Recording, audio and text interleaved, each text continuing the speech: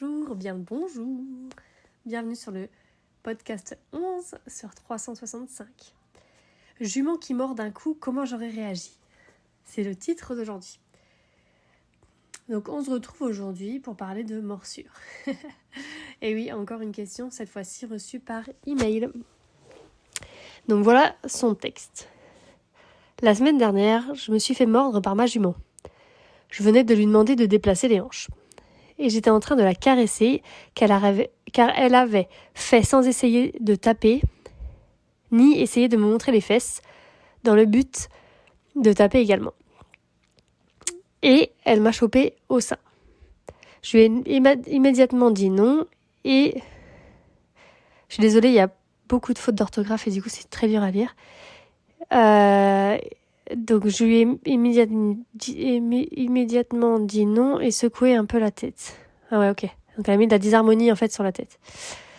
Je lui ai demandé un reculé pour l'éloigner de moi avant de la remettre au pré, car j'étais sonnée, et j'ai écourté pour rentrer. Comment réagir dans une telle situation? Depuis 5 ans, c'est la troisième fois qu'elle me chope. J'ai essayé de mettre en place le nez-main, mais ça ne fonctionne pas. Elle essaye de me choper la main.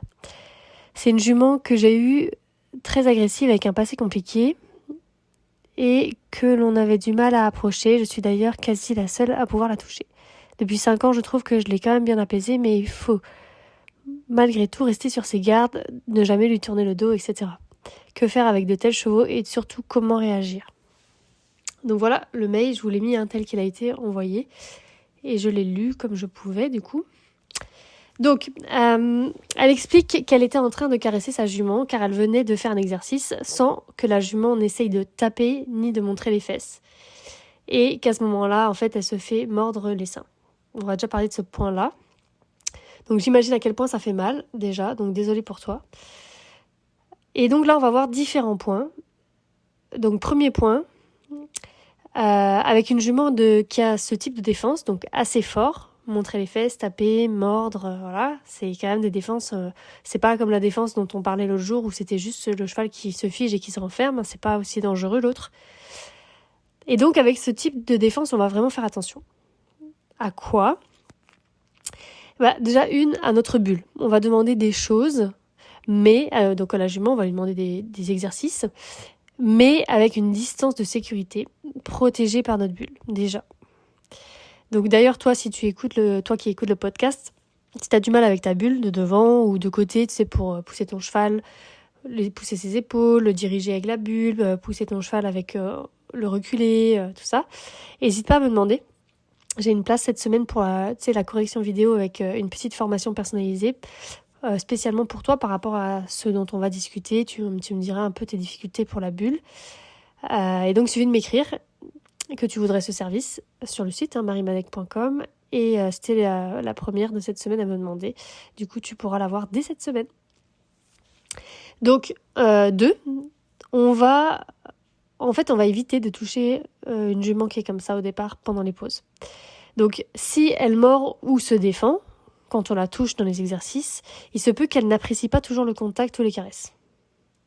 Donc, au cas où, on va donc éviter de la toucher pendant les pauses déjà.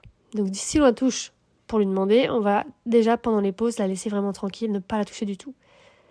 De mon côté, de toute façon, je ne touche pas quand je fais des oui. Quand je dis oui, je fais juste l'instant présent. Donc, pour dire oui, là, je conseille donc de ne pas la toucher. En fait, en mordant, elle a essayé de communiquer quelque chose. Donc une fois que c'est arrivé, bon voilà, ça s'est fait comme ça s'est fait. En effet, on ne peut pas dire oui à ce comportement. Donc on dit non à ce moment-là. Voilà, ce qui a été fait là dans le message me paraît ok. Mais le problème, c'est que c'est pas le non qui va régler le problème justement de fond. Et c'est pour ça que c'est important de savoir pourquoi elle le fait et comment régler le problème. Donc personnellement, là comme ça, tout de suite, si j'avais la jument au travail par exemple, j'aurais travaillé sur le contact. Donc j'aurais travaillé avec mes techniques de relaxation du contact et j'aurais aussi fait voir un véto ou une autre personne spécialisée dans tout ce qui est vétérinaire, soins du cheval, etc. pour voir si sa sensibilité n'est pas liée aux douleurs des ovaires. Parce que ça arrive quand même fréquemment chez les juments. Et en plus d'avoir déjà du mal avec le contact, d'être déjà très fines comme beaucoup de chevaux qui ont vraiment besoin de travailler le contact et qui n'ont aucune douleur, et en plus d'être déjà sensibles, si elles ont la douleur des ovaires, ça peut les rendre vraiment mordeuses. Du coup, de mettre la défense plus. Et donc, là, c'est peut-être pas le cas. Peut-être que c'est tout simplement comme un autre cheval qui peut se défendre. Mais quand même, moi, quand je suis pas très sûre, je demande à un véto ou à un expert de la santé, quoi. Donc ça veut pas dire que derrière tout le travail qu'on fait au niveau de la détente, du soutien, du contact, mais de l'instant présent, ne va pas être nécessaire. C'est important d'allier les deux, quoi. Donc si on reprend, premier point, on va demander des choses, mais en se protégeant nous avec notre bulle. Désolée, je suis un peu fatiguée aujourd'hui. Et deux, on va ne pas la toucher pendant nos pauses, pendant les oui, déjà. Et ensuite, du coup, elle dit qu'elle essaye de mettre en place le NEMA et que ça fonctionne pas. Donc j'avais parlé du NEMA dans la formation offerte 2022. Et c'est un exercice qui n'a enseigné que dans la partie 2 de l'académie et qui demande en fait des prérequis et des connaissances sur les différents focus. Donc il demande vraiment des grosses bases. C'est pour ça que ça demande de travailler plein de choses avant. Donc personnellement, là, j'aurais pas commencé par mettre du contact avec la jument parce que le NEMA, on lui demande en fait de nous toucher. C'est pas ce qu'elle recherche, j'ai l'impression.